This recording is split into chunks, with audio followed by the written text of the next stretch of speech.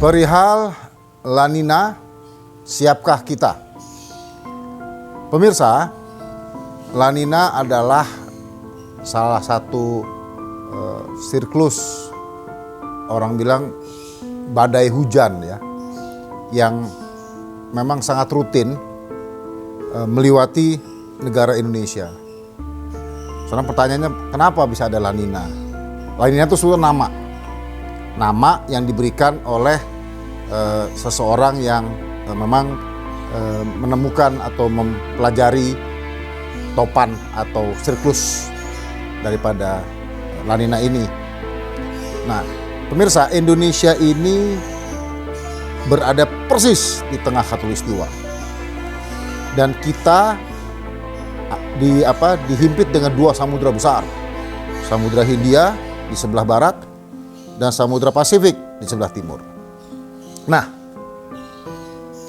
tak kala kondisi cuaca masih normal, dalam 1 tahun itu pasti angin barat, orang bilang, yang datang dari Samudra Indonesia itu berhembus melewati Indonesia menuju ke Samudra Pasifik di timur.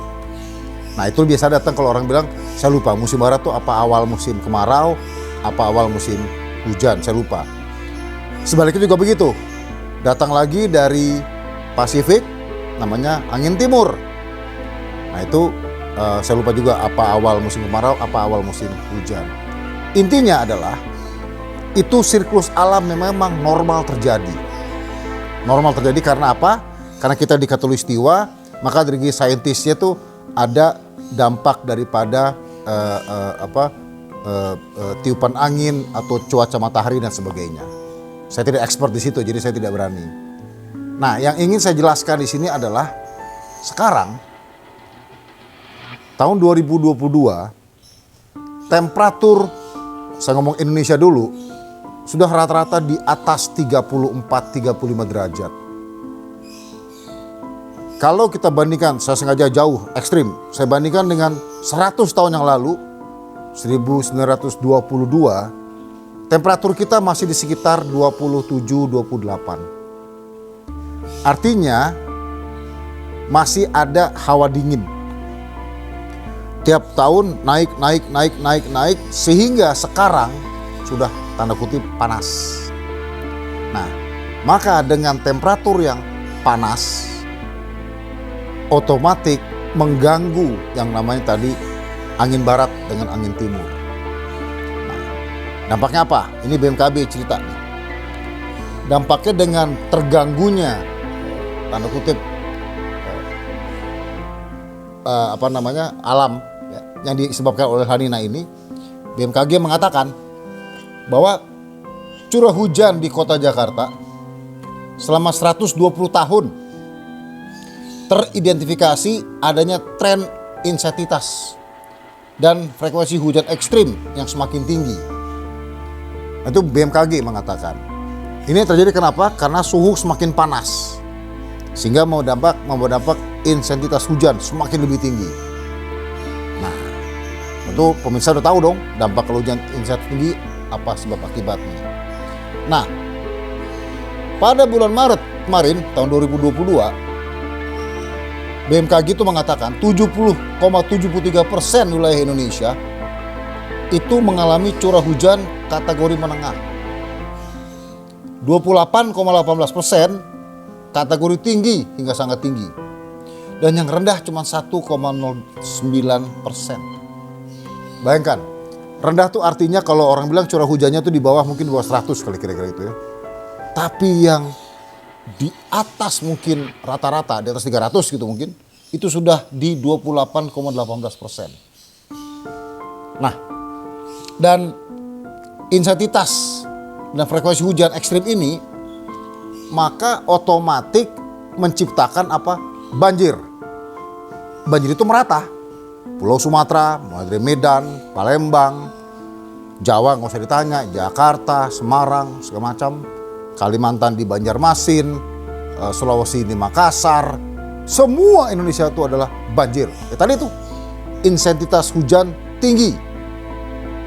Nah, sekarang pertanyaan berikutnya adalah, apa sih penyebabnya? Penyebab itu tadi istilah La Nina. Nah, La Nina ini dampaknya itu karena berdasarkan tadi yang saya jelaskan, adanya pemanasan global. Yang mana suhu naik. Suhu naik kenapa? Normal orang bilang penduduk bertambah, penggunaan energi fosil menambah, pabrik semakin besar sehingga semua menimbulkan polusi udara. Yang kedua, dengan ada polusi udara apa? Meningkatkan CO2. Apa itu CO2? Karbon U2, artinya bahwa asap itu naik ke bumi, tanda kutip menutupi atmosfer kita. Nah, dan dampak daripada La Nina itu juga karena apa? Karena mencairnya es di kutub selatan dan kutub utara. Karena tadi pemanasan global cuaca ini.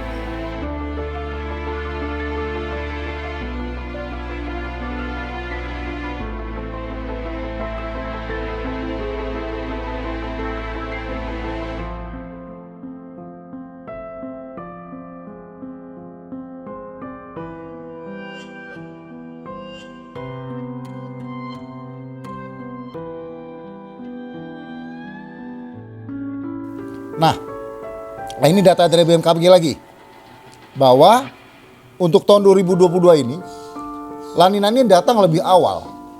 Dan puncaknya adalah di bulan Januari, Februari kemarin 2022. Yang terbukti, Januari, Februari di seluruh Indonesia tuh rata-rata banjir.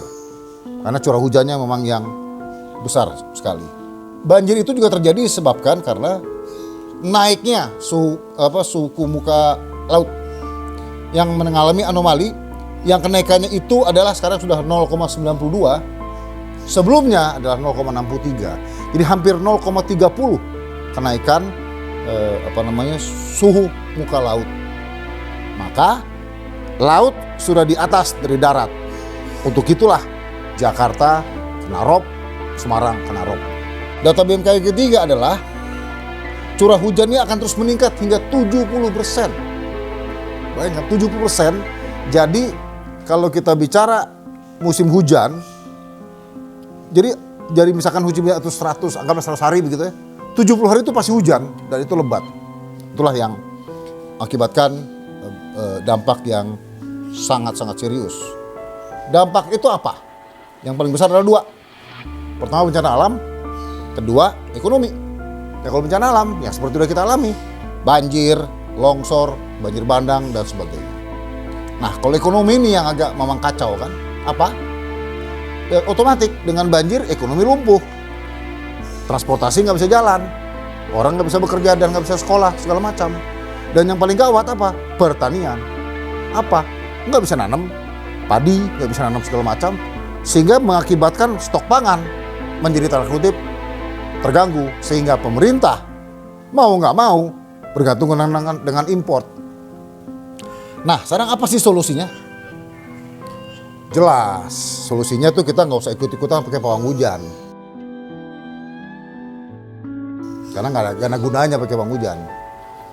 Yang penting adalah bagaimana kita bisa mengatasi tanda kutip kondisi alam ini, yang dimana tadi saya katakan menaiknya temperatur bumi sehingga intensitas hujan semakin besar dan bahasa kasarnya banjir di mana-mana.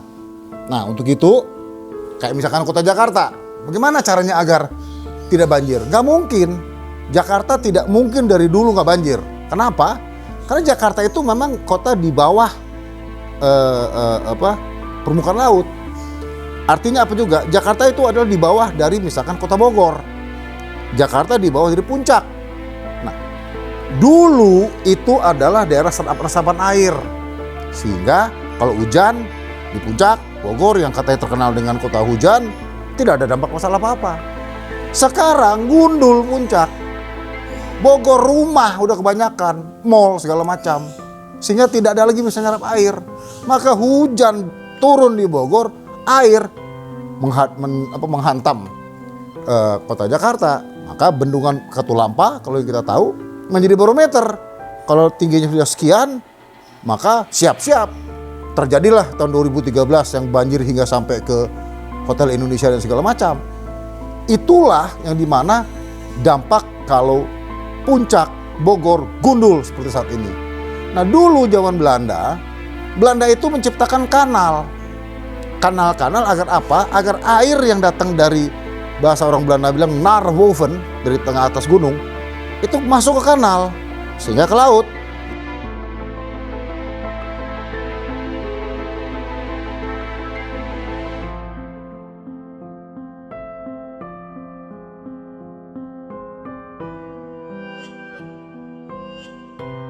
Intinya gitu. Ya ini kata-kata saya mungkin agak beda dengan gubernur kita yang mengatakan bahwa air hujan langsung turun ke tanah. Itu ada benarnya, cuma persoalannya dengan intensitas yang besar, tanah juga nggak bisa nampung. Nah jadi kanal menjadi kunci. Sementara buat di tingkat perumahan, drainase menjadi kunci. Sehingga drainase tanda kutip mampet, kanal mampet, mau di gimana pun juga di Jakarta pasti banjir. Jadi ide untuk bahasa kasarnya membangun Great Wall itu perlu. Persoalan Great Wall tidak juga akan membantu kalau apa? Kalau kanalnya mampet. Karena bagaimana air bisa lewat? Nah, jadi pemirsa, saya serahkan kembali kepada pemirsa. Untuk yang tinggal di Jakarta, kita mau apa? Mau senang dengan banjir-banjiran? Atau kita mulai hidup dalam tanda kutip, bagaimana kita membersihkan mulai dari rumah kita, mungkin drainase kita, mulai dari lokasi kita, drainase kita, dan sama-sama kita mulai bagaimana membantu pemerintah untuk membersihkan kanal. Pemirsa, terima kasih banyak telah menonton video saya. Jangan lupa like dan berikan opini di kolom komentar. Dan yang paling penting, subscribe channel ini. Terima kasih, salam perihal.